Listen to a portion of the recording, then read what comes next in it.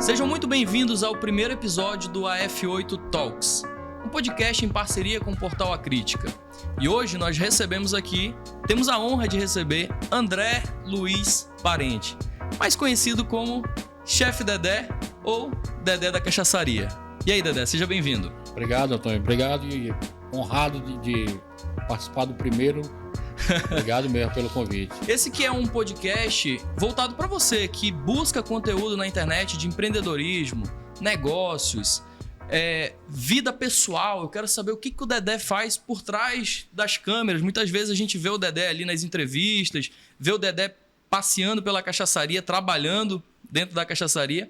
Mas você quer saber o que o Dedé faz ou o que ele fez para chegar até aí. Então, o nosso objetivo aqui é levar um conteúdo de fato, de qualidade, super descontraído. Aqui vai ser um bate-papo, nada de uma conversa muito séria, muito pelo contrário. Aqui a gente realmente vai bater um papo.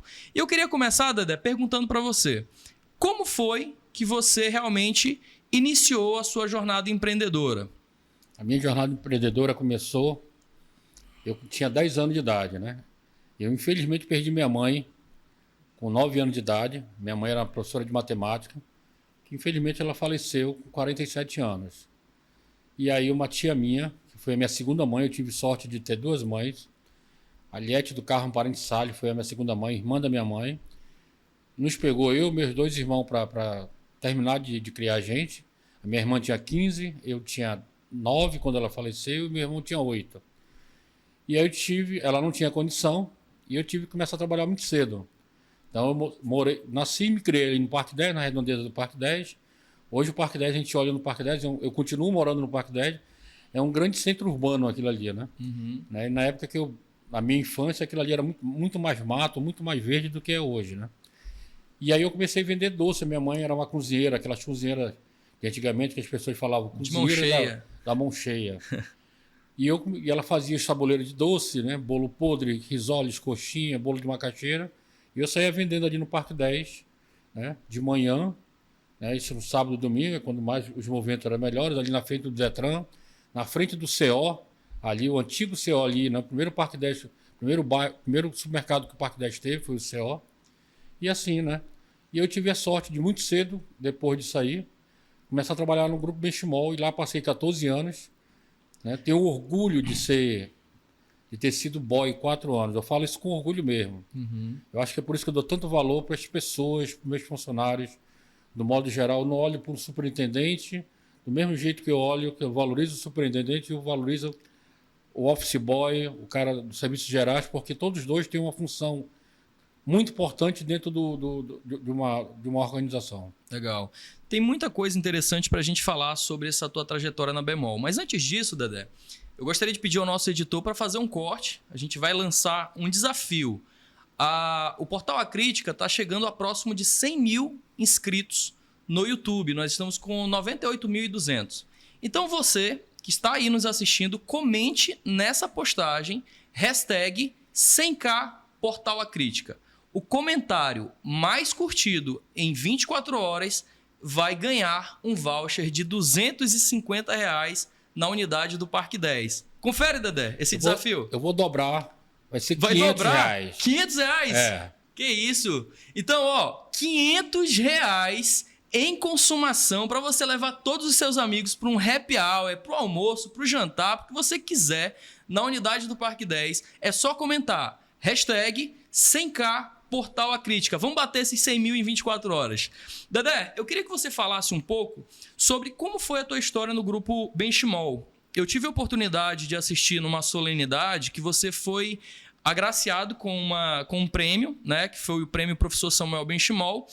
E eu vi ali o Jaime Benchimol quebrar os protocolos e falar sobre você, que ele de fato não te conhecia, ou melhor, ele não sabia que a famosa cachaçaria do Dedé era do André, que trabalhava lá no Grupo Benchimol há muito tempo atrás. Conta um pouquinho como é que foi essa história. É o seu Jaime, né? É um cara que eu tenho muito orgulho, né? E agradeço muito a Deus por ter conhecido, de botar a família deles no meu caminho.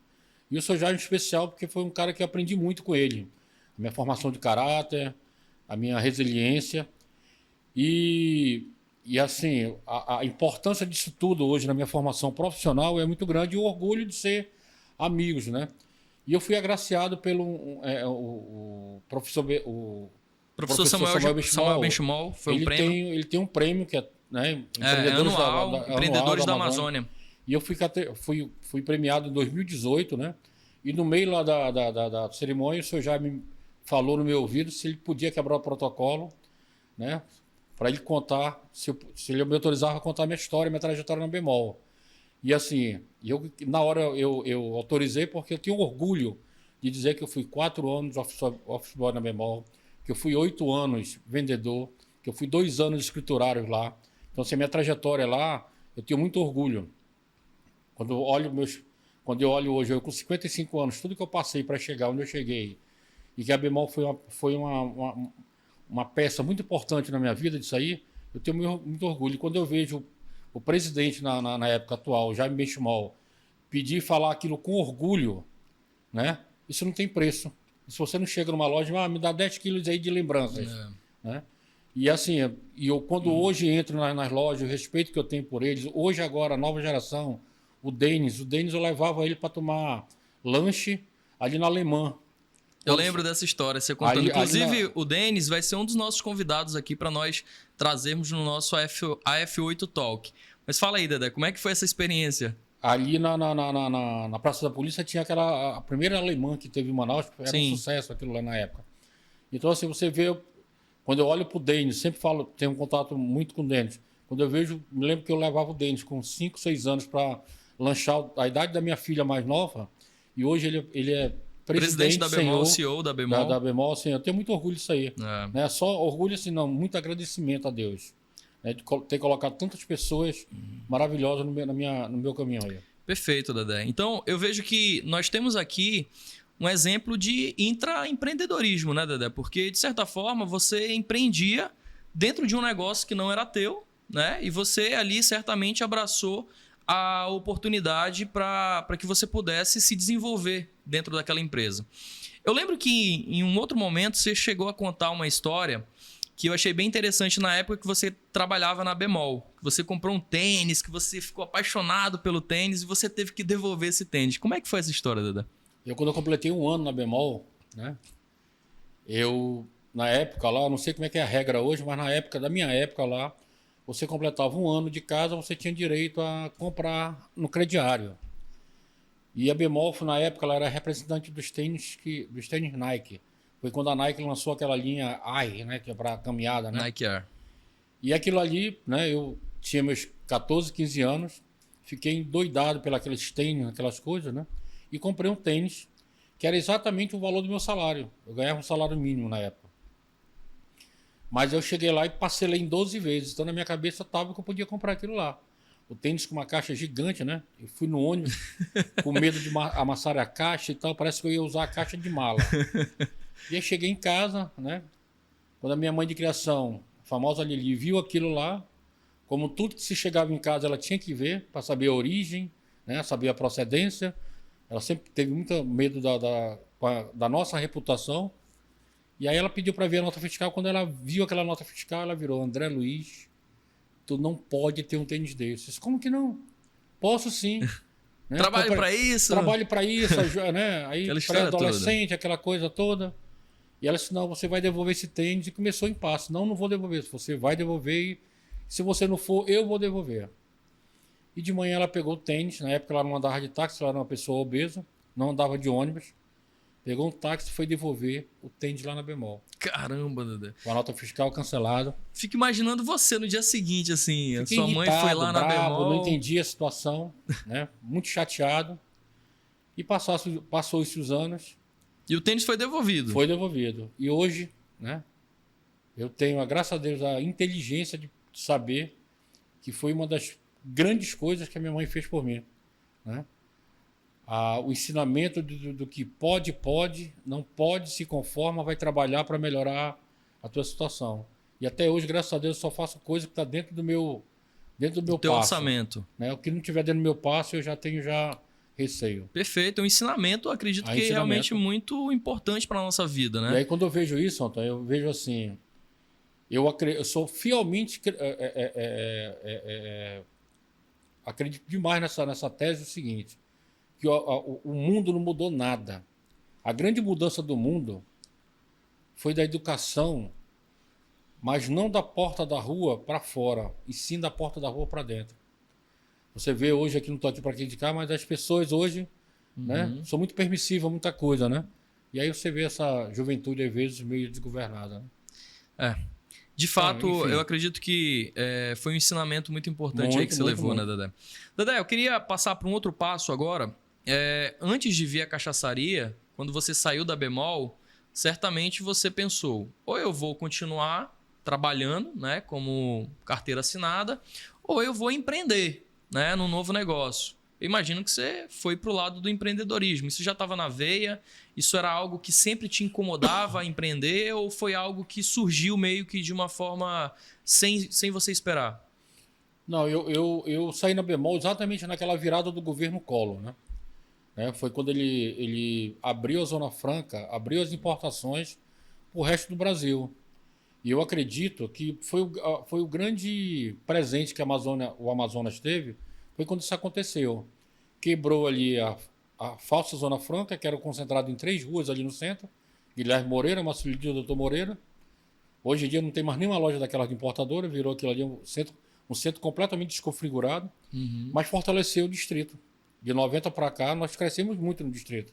Certo. Graças a essa maluquice, sei lá, na cabeça do Collor, que ele acabou, no meu ponto de vista, nos beneficiando. E aí a loja da Bemol fechou da Marcílio Dias e eu não me via trabalhando nas lojas de crediário, né? E eu saí da empresa e disse que eu não eu quero tentar o negócio. Não. E depois eu falei para minha mulher, ninguém vai tentar. Nós vamos viver de alguma coisa que a gente vai fazer.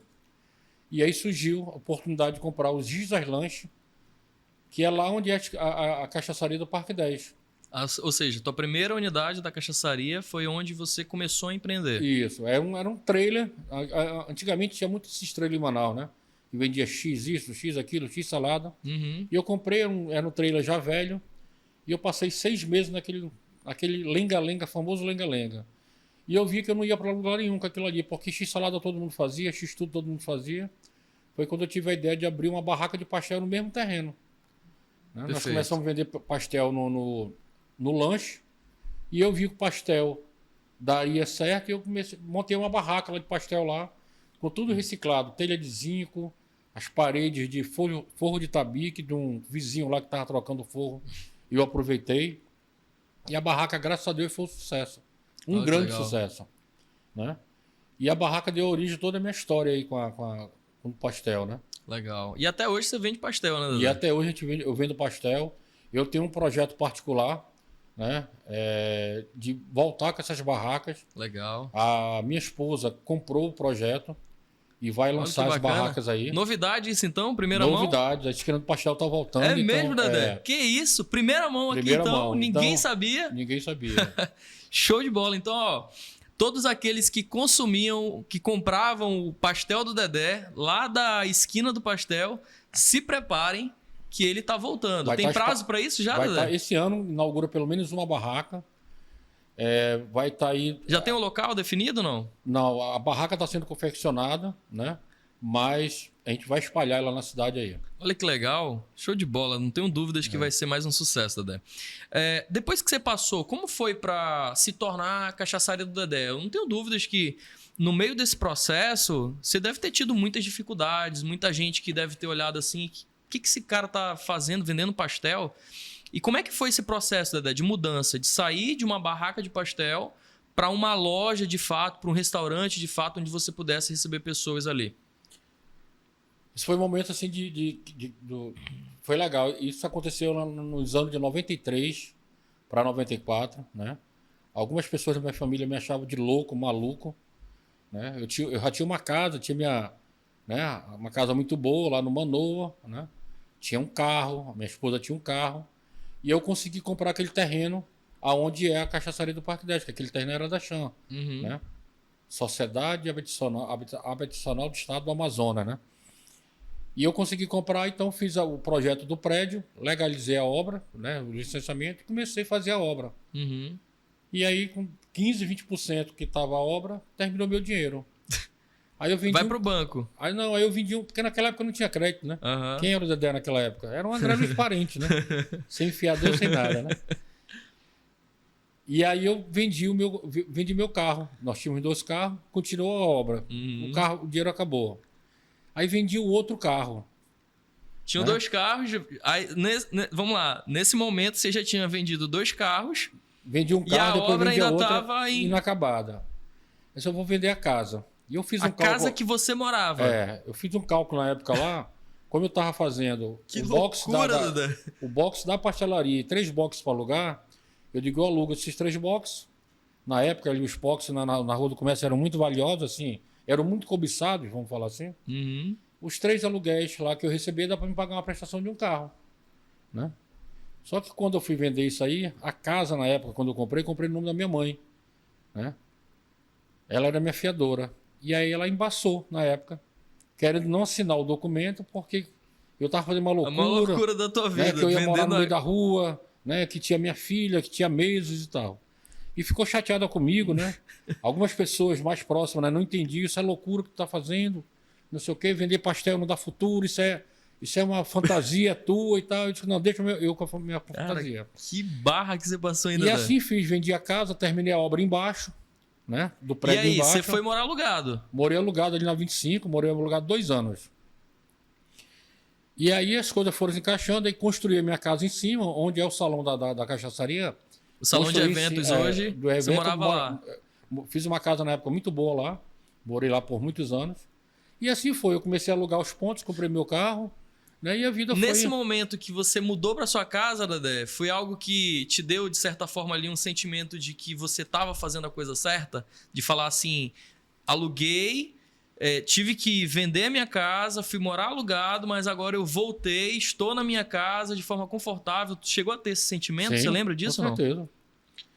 Né? Sempre um sentimento de paz, né? Mesmo quando eu entreguei o Fusca da minha irmã. Porque minha irmã, quando eu vendi os 2 carros e a casa, vinha lá do Manô pro Parque 10 ali de ônibus todo dia, ia e voltava, né? Ou seja, você estava andando de ônibus, morando alugado, apostando num negócio. Porque até 100%. então não era... você não tinha certeza de nada. Você estava apostando eu de tinha uma fato no certeza negócio. que ia dar certo. É mesmo, Dedé? Porque eu não podia ter outra certeza. Ou seja, na verdade, você se agarrou numa situação que você falou assim, ou dá certo ou não dá certo. Se desse errado, eu ia jogar 17 anos de trabalho meu da minha vida. Os 3 anos que eu estava ali né, tentando fazer o negócio funcionar, e meus 14 anos de bemol, mais meus 2 anos de tabuleiro de doce, aí eu pensava em tudo isso. Então, aquilo dependia, claro, das bênçãos de Deus. Uhum. Deus sempre para mim, ali na frente do meu comando, mas dependia aqui na terra exatamente só de mim e do meu esforço. Legal, Dedé. Então, o que eu tinha que fazer? Fazer acontecer, né? Cansei de trabalhar 18, 20 horas por dia. Não foi um dia nem 2 vezes. Você tem ideia, Antônio? Eu comecei a trabalhar em 91 ali. Eu fui folgar a primeira segunda-feira em 2001, 10 anos depois. Eu folgava 2 dias por ano. Caramba, Dedé. Dia 25 de dezembro e 1º de janeiro. Os únicos dias que eu não trabalhava. Os únicos dias, durante 10 anos. Eu fui tirar minhas primeiras férias em 2001. Férias de uma semana com a minha família. Então, assim... Quem vê hoje, né, Dedé? Eu me arrependo, 0. Faria tudo de novo. Tudo de novo. Que legal. Que história bacana, Dedé. Eu fico imaginando o seguinte, que hoje o Grupo Dedé tem um conglomerado de 4 marcas: Cachaçaria do Dedé, Dedé Boteco, Engenho Dedé, TR Mar Restaurante, um mix de outras marcas que compõem, né, cachaças, pimentas, produtos de empório, cervejas como essas que nós temos aqui, todas de marca própria. Eu imagino que as pessoas que não conhecem a tua história e que veem tudo isso, hoje vocês têm mais de 350 funcionários, mais de 300 funcionários? Assim, diretos, quase 400. Quase 400 funcionários. Diretos, fora de já indiretos. estiveram em 4 estados brasileiros, hoje estão em 2 estados, né? Estão em Belém, aqui em Manaus. Então eu fico imaginando que muitas vezes as pessoas podem achar que isso foi tudo muito rápido, que aconteceu porque você já tinha dinheiro, porque a sua família já tinha dinheiro, e não faz ideia daquilo que você de fato passou. Não faz. Isso acontece muito, Dedé, de hoje em dia chegar alguém assim, o Dedé já veio de família rica, o Dedé não é nem daqui, o Dedé é mineiro. Tem alguma coisa, alguma história desse jeito? Tem muito engraçado. Uma vez eu lá na unidade do Parque 10, eu como cliente, chegou um amigo meu, por coincidência de Fortaleza, e um chefe amigo meu, e nós fomos tomar uma cerveja sábado à tarde lá, bater um papo, domingo à tarde na loja do Parque 10. Né? Eu lá sentado numa mesa, eu e esse meu amigo, chefe Barroso, a gente lá conversando, conversa fiada. E aí ele tinha um casal do lado com um cara numa mesa do lado. E aí veio o meu nome, né? O cara começou, esse cara que estava sozinho, não tava, a pessoa que estava com a esposa, ou com a namorada, não sei bem dizer. Começou, rapaz, esse cara daqui, pensa no bichozinho feio, é um merdinha desse tamanho, cearensezinho daquele feio, cabeçudo, sabe?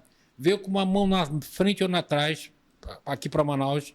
Alguém injetou dinheiro nele, esse desgraçado tá agora podre de rico. Aí eu olhei para aquilo e disse, cara, esse cara que esse cara tá falando sou eu, pô. Eu disse, rapaz, o Barroso, eu vou lá falar com esse cara.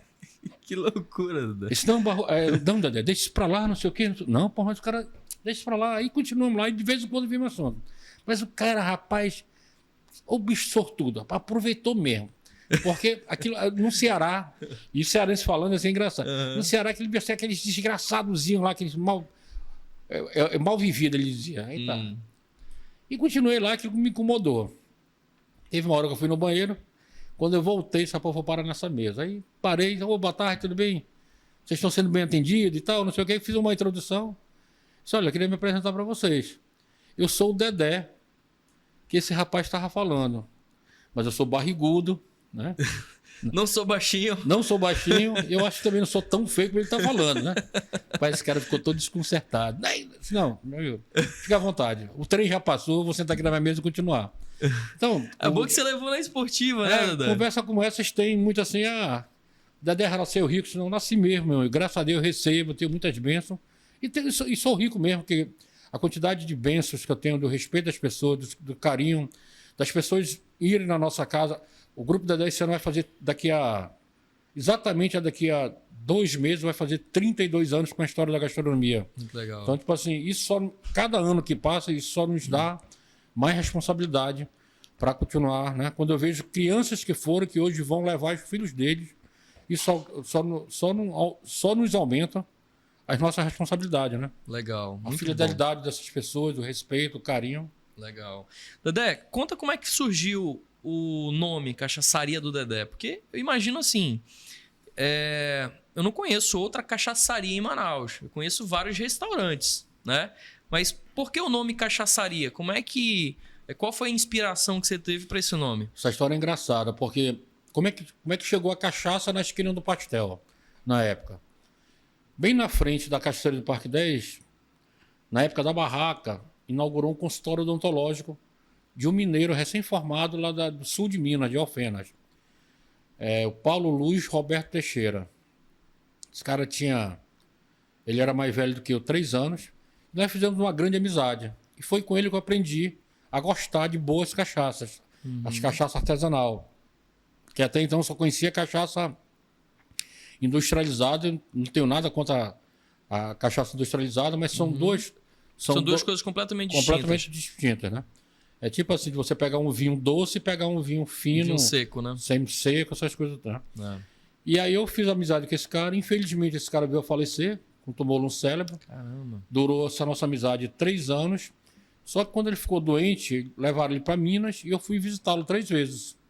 Conheci a família dele, conheci o mercado de Minas.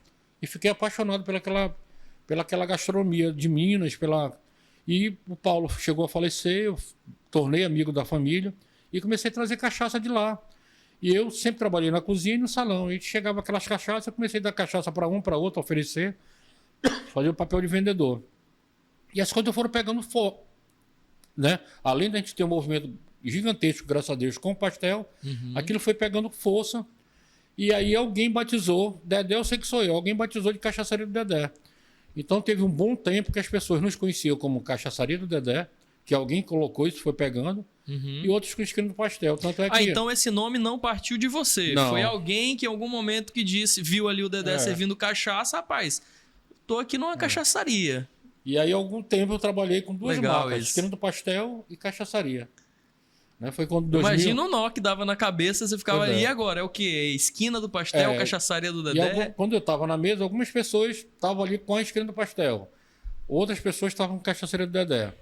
E aí, em 2003 para 2004, eu fiz um estudo com uma empresa uma agência de publicidade. Ela fez um estudo de marca, desenvolveu a marca, A logo. a cachaçaria, e aí nós fizemos a virada e colocamos a esquina para dormir um tempo. Mas isso foi muito louco, porque eu nunca vi uma empresa trabalhar. Acho que por dia de hoje seria impossível. Hoje, duas marcas, duas né? marcas dentro de uma, até com essa gama que a gente tem de informação hoje, né, da publicidade, da internet. Comunicação. A comunicação tem uma velocidade gigantesca. Mas é um negócio maluco. Interessante isso, Dedé. Então eu imagino que ela sendo a tua primeira unidade, de certa forma ela serviu como um laboratório de crescimento, né? Hoje vocês têm 7 unidades, né? E como é que foi esse processo de expansão? Sair de uma unidade de rua para ir para unidades de shopping, né? Na verdade tem uma outra unidade que é de rua, que é o Terrimar Restaurante. Mas o Terrimar é recente, né? 2020, enfim, no meio da pandemia, depois você vai contar um pouquinho. Mas como é que foi? Por exemplo, a primeira unidade de shopping foi a unidade do Manauara? Do Manauara. Como é que foi esse processo, Dada, essa transição de sair de uma loja de rua para uma loja de shopping, por exemplo? A transição foi assim, porque o negócio foi pegando um corpo gigantesco, então, dia de sexta-feira, eu colocava 40, 60 mesas ali na frente do asfalto ali da cachaçaria. Caramba. Isso, naquela época, hoje seria impossível com o trânsito do jeito que é, mas naquela época já deixava o trânsito meio confuso. E aí, na época, eu incomodado com aquela situação, porque as pessoas estavam ali bebendo, fumando, comendo tiragosto, estavam muito de boa, mas as pessoas que estavam voltando para casa ou passando por ali, com o trânsito agarrado, né? Incomodava aquilo me incomodava. Foi quando eu pedi os 3 boxes que estavam alugados lá e contratei um arquiteto e fiz uma ampliação no salão. E aí eu digo, não, vou fazer a ampliação e não vou mais colocar a mesa na rua. E quebrei a cara porque aquilo ali, quando eu inaugurei lá, né, a pressão já lotou. Lotou e eu tive que voltar com as mesas para a rua, passei mais um ano naquela coisa lá, aquilo me incomodando. Foi quando eu resolvi derrubar minha casa de novo, né? Dessa vez eu não estava vendendo, eu derrubei ela. A casa de cima que você morava. Para morar de alugado para fazer um salão. O salão hoje de eventos lá. O pessoal da família deve ter falado assim, rapaz, o André ataca novamente. E aí fiquei morando alugado um tempo, né? Não morei alugado, quer dizer, eu ia morar alugado, mas por ironia e sorte, né? E eu digo assim, fazer o bem é o que sustenta a nossa alma, né? E aí, eu vou já contar essa história, e aí derrubei e fiz o salão. E quando aumentou quando eu vi que a marca tinha peso, fiquei ainda com mais de um ano, com um movimento fortíssimo, né? Foi quando eu chamei o meu sobrinho, que é o Rogério Perdiz, para a gente ser sócio.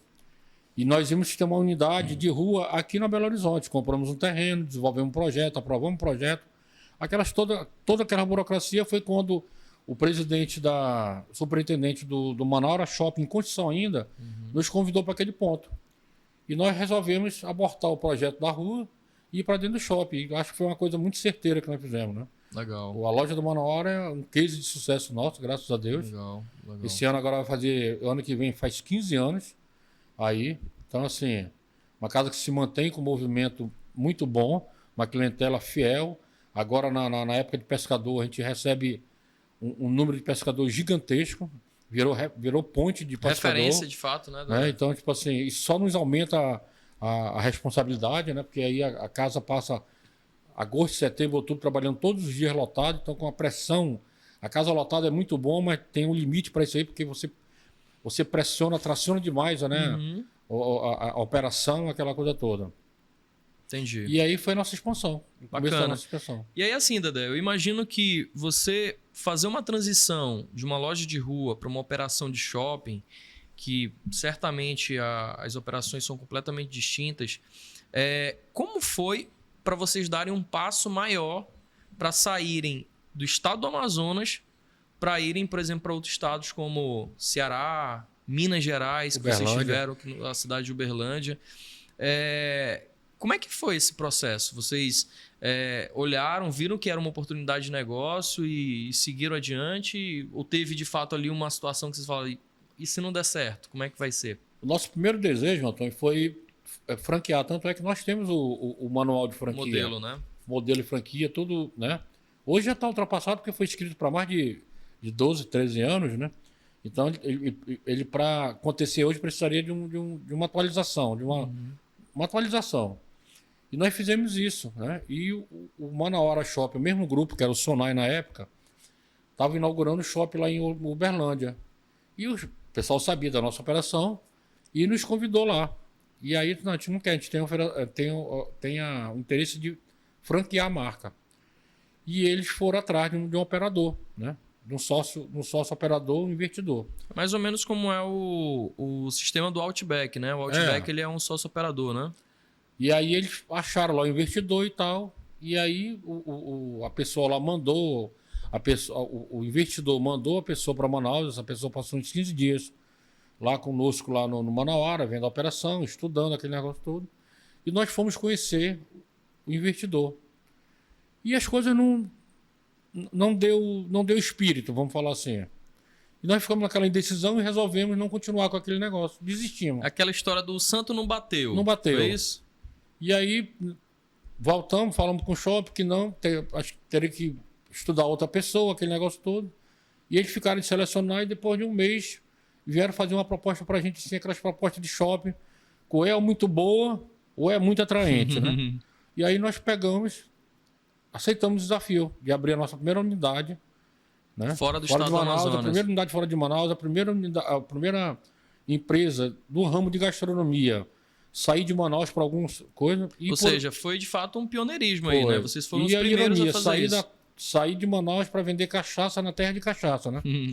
Então, assim, foi um desafio muito grande lá, porque é um shopping interior, uma cidade muito boa, Uberlândia, mas ainda com espírito, naquela época, há 10 anos atrás, com espírito, 10, 12 anos, espírito ainda de cidade interior, costume de cidade interior, né? Cultura, né?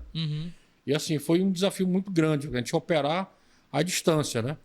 E depois nós vendemos essa loja, fomos para Belo Horizonte, abrimos uma loja lá fantástica, outra em Belém, em Fortaleza.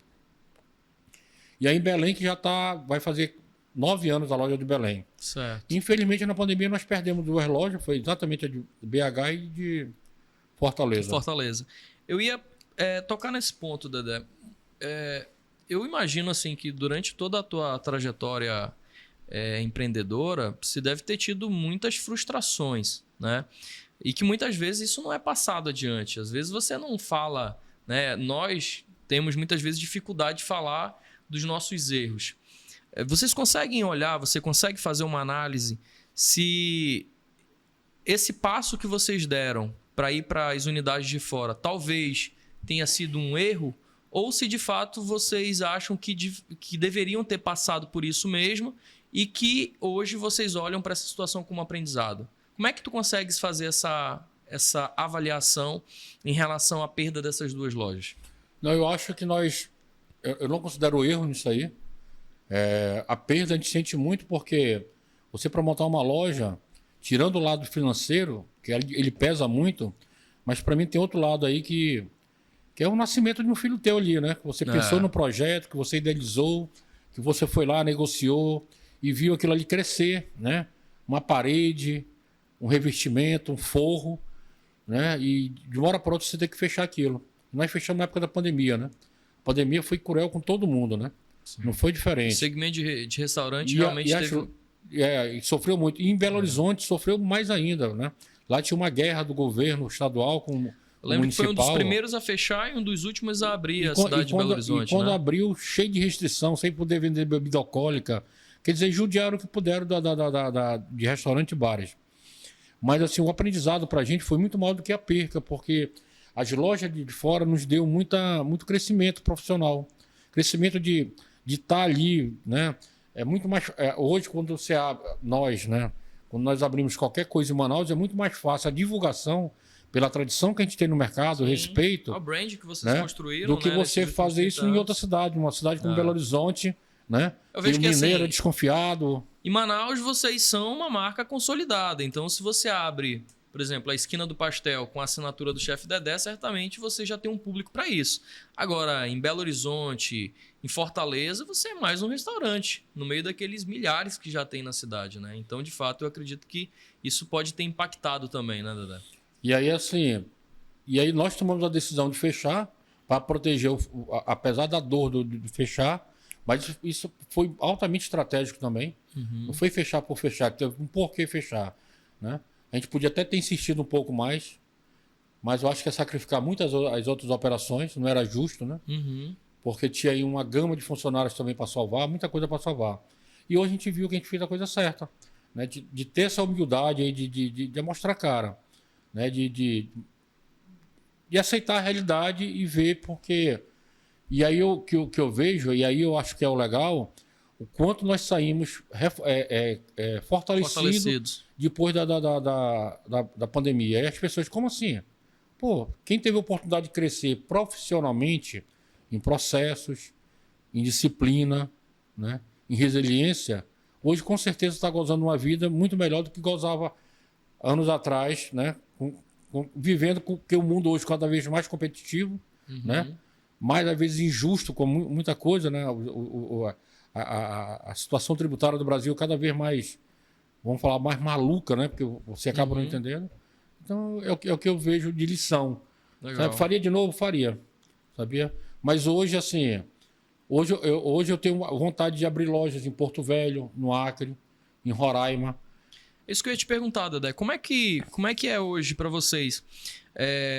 Existem, por exemplo, operações distintas, como é o caso do Terrimar Restaurante, que a cachaçaria, engenho, boteco, apesar de serem marcas diferentes, elas possuem um conceito, né, dentro de uma única linha, né, a gastronomia brasileira. O Terrimar ele já vem com a gastronomia luso-argentina. Como é que é ter duas operações completamente distintas e ter que trabalhar isso, uma comunicação e principalmente a questão do cardápio, né? Você vai trabalhar ali com insumos completamente diferentes. Como é que foi isso para vocês conseguirem realmente conciliar? Assim, o Terrimar foi o nosso grande desafio aí, né? Porque a gente vinha de uma cultura de abrir... O engenho é muito parecido com a gastronomia da cachaçaria, né? As cachaçarias têm... O boteco também ainda tem uma... Apesar de ser o Dedé Boteco, tem uma gastronomia muito... Tem o macro do cardápio tá lá, que é a nossa carne de sol, o joelho, escondidinho. A essência da marca tá ali dentro, né, Dedé? Os pastéis, né? Aí vai pro Terrimar, um negócio completamente diferente da cachaçaria. Arquitetura diferente. Arquitetura, público, assim... Loja de rua. Loja de rua, não digo nem público diferente. Mas eu digo assim, a cultura completamente, né? Uma casa mais voltada para quem gosta muito de vinho. Tem padaria. Aí vem a padaria que, assim, não estava no roteiro do projeto e eu botei fogo na minha cabeça para ter a padaria. Ainda não é uma padaria, é uma padaria com fermentação natural.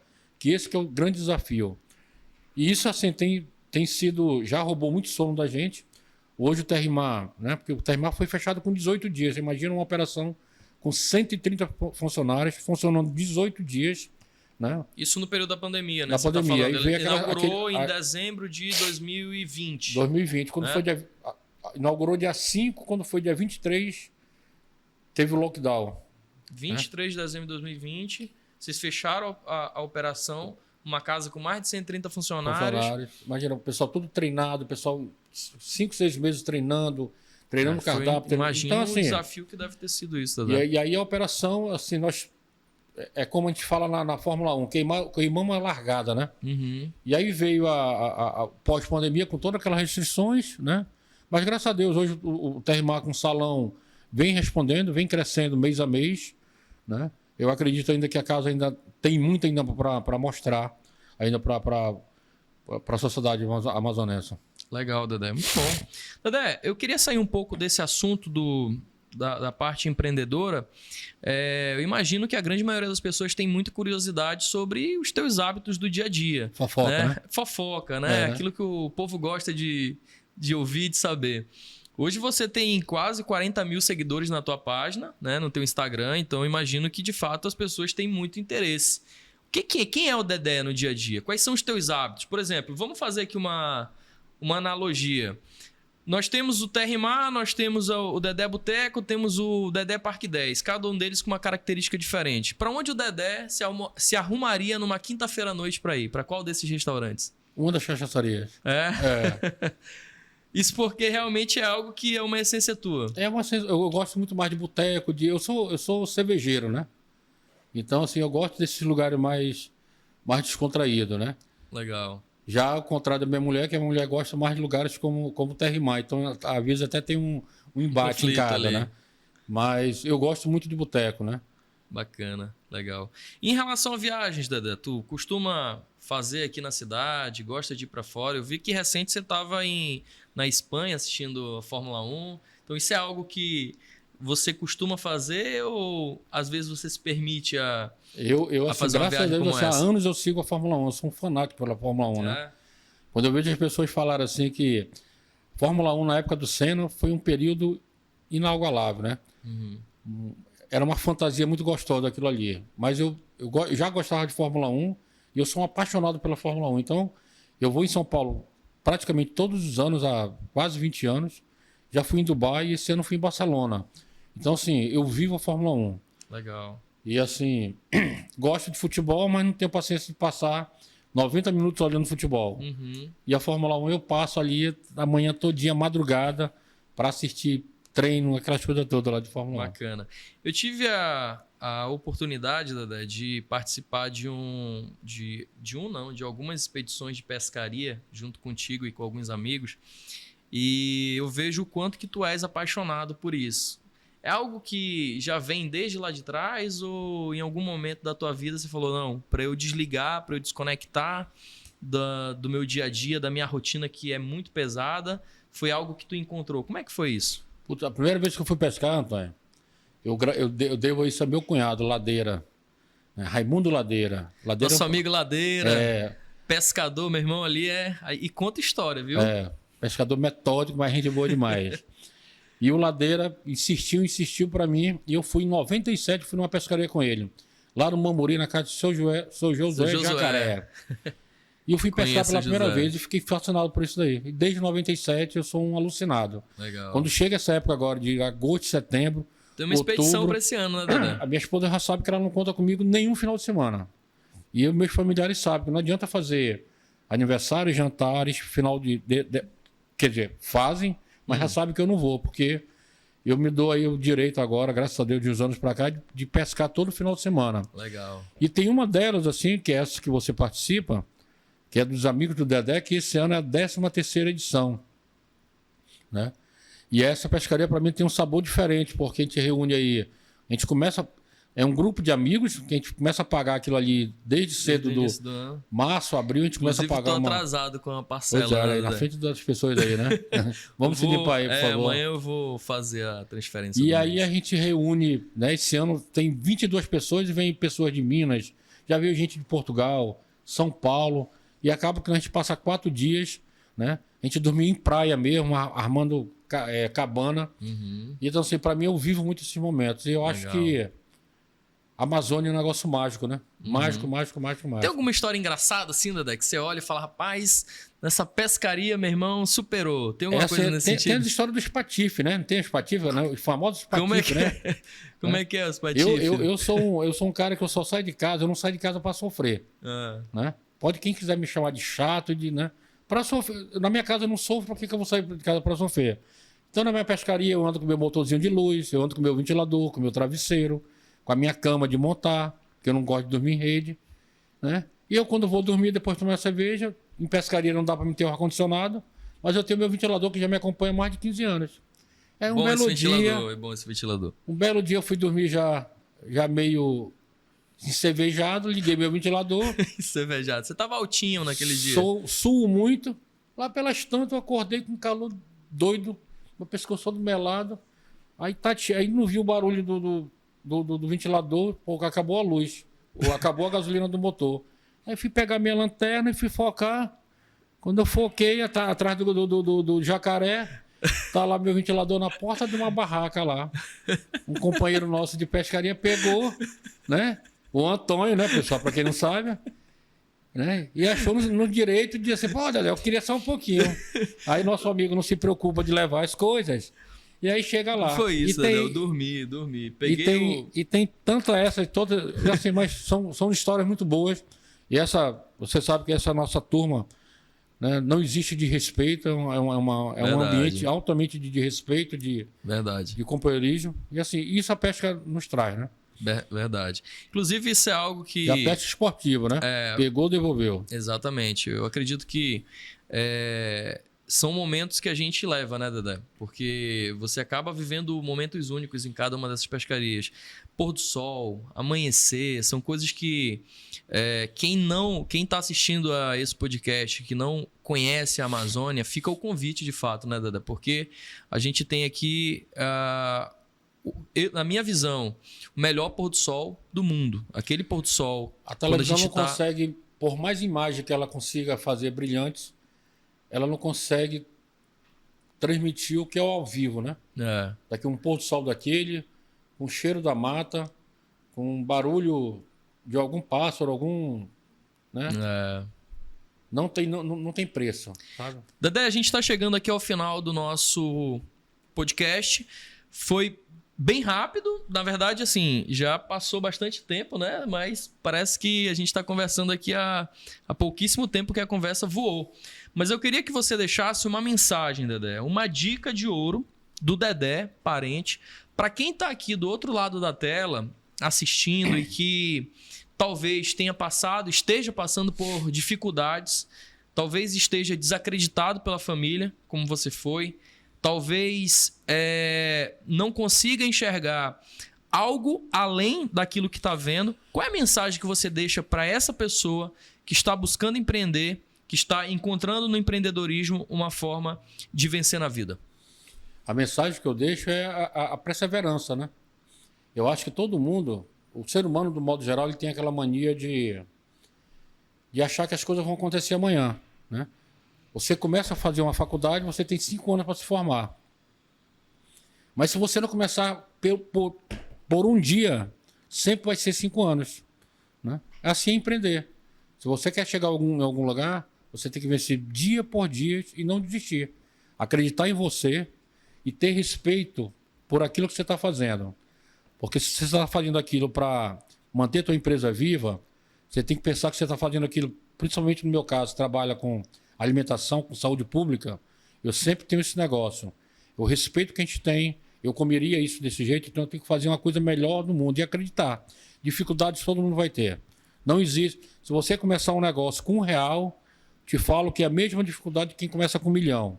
Porque quem começa com R$1 começa com um tipo de negócio. Quem começa com 1 milhão também começa com um negócio maior e a responsabilidade é tão grande. Os custos maiores, enfim. Tão igual. Então, assim, a perseverança e aprender com os erros. Sabia? Eu aprendo muito com meus erros. E todo erro que acontece na minha vida, tudo alguma coisa que dá uma embaralhada, eu paro, analiso e vejo que realmente ou Deus quis me mostrar alguma coisa ou eu falhei muito feio. Então, assim, não desistir, acreditar na gente.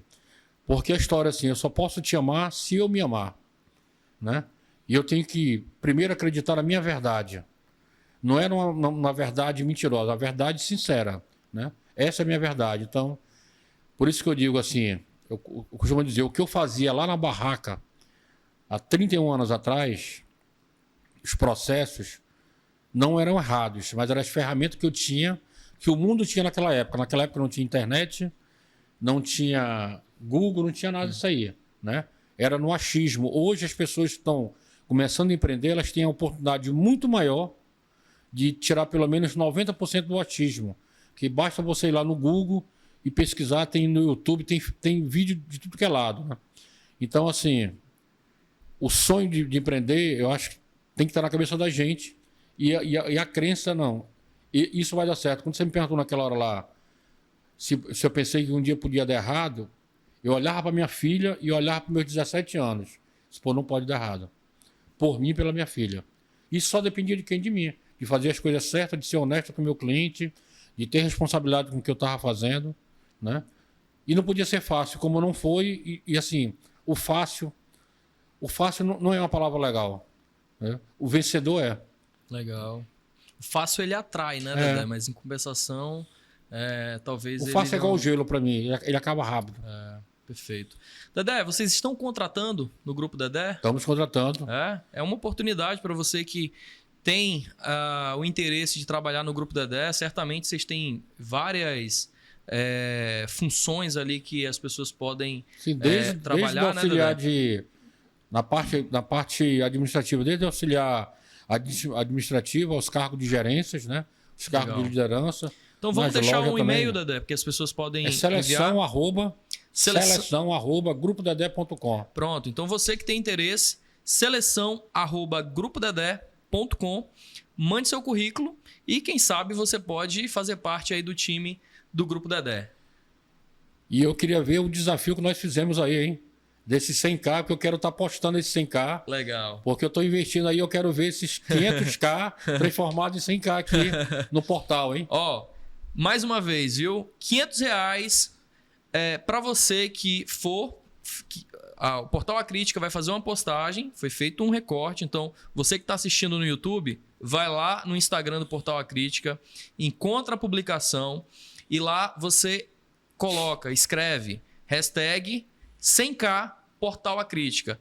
O comentário mais curtido vai ganhar R$500 em consumação na unidade do Parque 10 para você comprar o que você quiser, joelho de porco, carne de sol, escondidinho, happy hour, jambucano, o que quiser, você vai escolher. Então, presente aqui do nosso convidado, chefe Dedé Parente, nós chegamos ao final do nosso AF8 Talk, o nosso podcast em parceria com o Portal A Crítica. Agradecemos a você pela sua audiência e que você fique conosco, porque logo nós teremos um novo convidado, onde a gente vai falar sobre empreendedorismo, sobre fofoca, sobre novidades, curiosidades aqui no Portal A Crítica. Um grande abraço, fiquem todos com Deus, até mais.